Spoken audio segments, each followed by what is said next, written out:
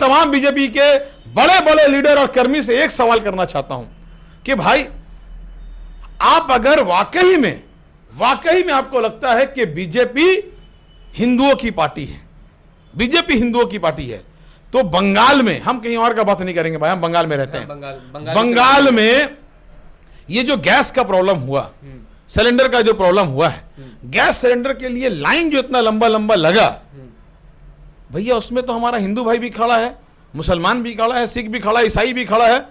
तब जब ये हिंदुओं की सरकार है, हिंदुओं के हित की सरकार है, तो हिंदू लाइन में क्यों खड़ा है? चलिए मान लीजिए मेरा नाम शहबाज है, मैं मुसलमान हूं, मुझे अगर सिलेंडर का दाम 1000 रुपये में लेना पड़ रहा है, भैया मजबूरी है, ले लेंगे भैया, मगर मेरा हिंदू भाई को 1000 रुपये में क्या लेगा? मोदी जी तो उनके लिए है, पहले क्यों लेगा वो 1000 रुपये में?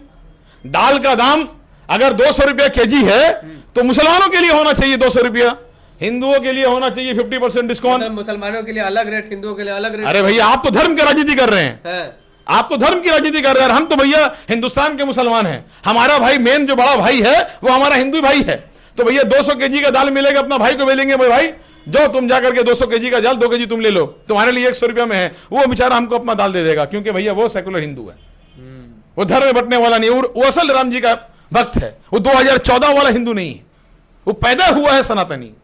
2014 वाला हिंदू जो रहेगा वो हम मुसलमान को नहीं देगा, बोले नहीं भैया हम दाल लेंगे, मोदी जी हमको 100 में दे रहा, तुम बड़ा 200 में लो, मगर जो पैदा ही हिंदू हुआ है 2014 का हिंदू नहीं है, वो हिंदू हमको दे देगा, क्योंकि राम जी का आदर्श है उनके अंदर, भूखा किसी को सुलाओ मत, भूखा खिलाओ मत, तो भैया जो इसका अंदर रियल आदर्श रहेगा वो तो हमें हेल्प कर देगा। भैया हम तो इसी हिंदू के बीच में रहते हैं, अभी आप बाइट ले रहे हैं, यहां पर कितना हिंदू भाई बैठा है, तो हम वो हिंदू के साथ में रहने वाले हैं, मगर उन हिंदुओं का क्या जिनको वो बेवकूफ बना रहे। 15 लाख मेरा अकाउंट में नहीं आया, आपके अकाउंट में आया था?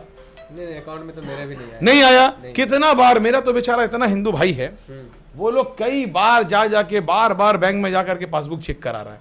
आज जब टीवी में बैठे मोदी जी का विकास का काम सुने, जैसे ही यार भारत शुरू करे, मोदी जी का जैसे ही विकास का नाम सुने, सीधा बेचारा बैंक पहुंच जाए, लग रहा अब माल आएगा, इतना बार दौड़ा, लास्ट में बोल रहा अकाउंट बंद करना, बोला रे काहे? जनधन योजना का बैंक अकाउंट खोला यार, मोदी जी ने खुला है, आज ही निकल देगा।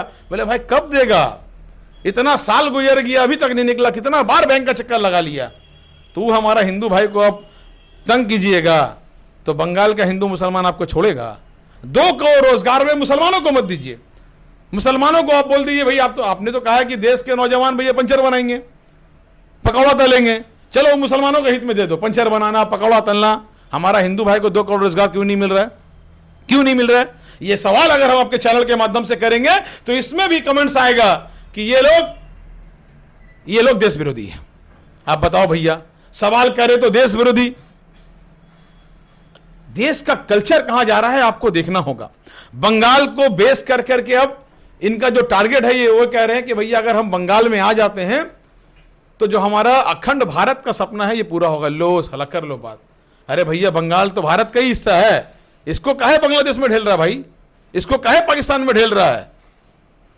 सोचिए आप कितना स्तर में इंसान गिर गया है कि बंगाल को मैप से ही अलग कर दे रहा है। बोला अखंड भारत का हिस्सा तब होगा जब बंगाल जीतेंगे। लो भाई, अरे भाई पढ़े लिखे हो, थोड़ा बहुत पढ़ाना भी जरूरी है। मुझे तो लगता है मोदी जी का तो सर्टिफिकेट बन ही गया है। मुझे तो लगता है कि कम से कम मैं हाथ जोड़ के देश का नौजवान और तमाम नौजवानों को ये आवाज़ उठानी चाहिए कि पॉलिटिक्स में आने के लिए कम से कम थोड़ा पढ़ना जरूरी है, पढ़ाई जरूरी है। वो व्हाट्सएप यूनिवर्सिटी का ज्ञान नहीं लेना होगा, फेसबुक यूनिवर्सिटी का ज्ञान नहीं लेना होगा।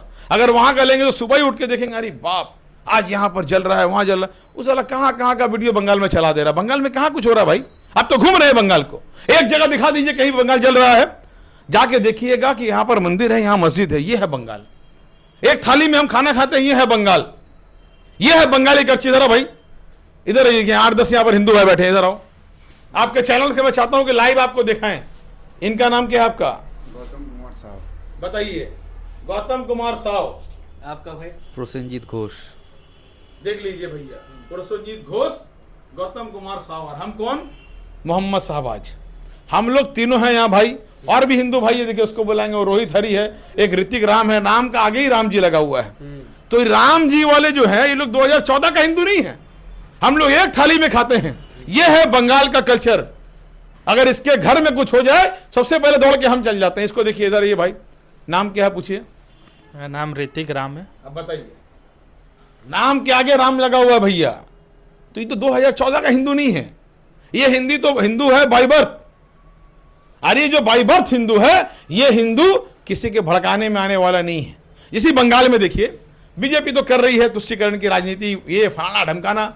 अब बंगाल में भी कुछ लोग पैदा हो गए हैं जो अल्लाह अकबर के नाम पर राजनीति करना चाहते हैं। आपने देखा ही होगा, ओवैसी साहब बंगाल आ गए। अब भैया उनको लग रहा है कि बंगाल हम जाएंगे, बंगाल का मुसलमान को हम जो बोलेंगे बंगाल का मुसलमान दौड़ जाएगा मेरा पीछे। रिस्पांस मिला? नहीं मिला। आए बेचारा, चुनाव तो हो जाने दीजिए तब तो। अरे भैया जब आप आए हाँ। और आपको कोई पूछ ही नहीं रहा, आप आ करके आपके उसमें पेज में, MIM के पेज में, मैं फॉलो करता हूं, सब फॉलो करता हूं, उसमें छोड़ा गया तो उसमें लोग नीचे रह रहे हैं। वैसी जी बंगाल का भाईचारगी को खराब मत करिए। यह है बंगाल का मुसलमान।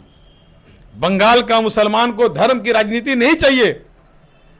हम नमाज पढ़ेंगे रूह को पाक करने के लिए, मेरा भाई भजन गाएगा अपने रूह को पाक करने के लिए। इसे राजनीति में नहीं उतारते हैं हम।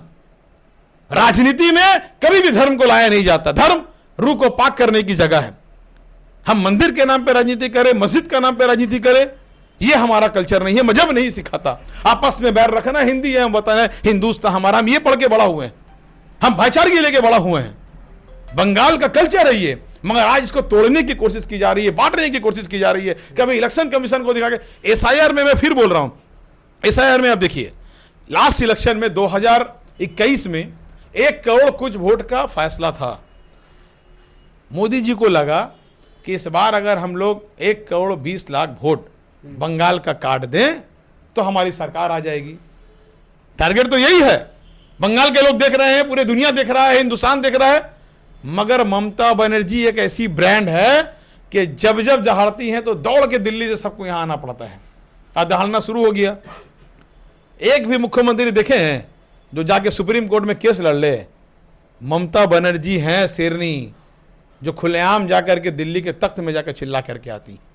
उसे कोई डर भय नहीं है, क्योंकि बंगाल का असल रक्त है उनके अंदर, आंदोलन का रक्त है उनके अंदर, नेताजी सुभाष चंद्र बोस का आदर्श है उनके अंदर, महात्मा गांधी को फॉलो करने का आदर्श है उनके अंदर, APJ अब्दुल कलाम को सम्मान करने का आदर्श है उनके अंदर।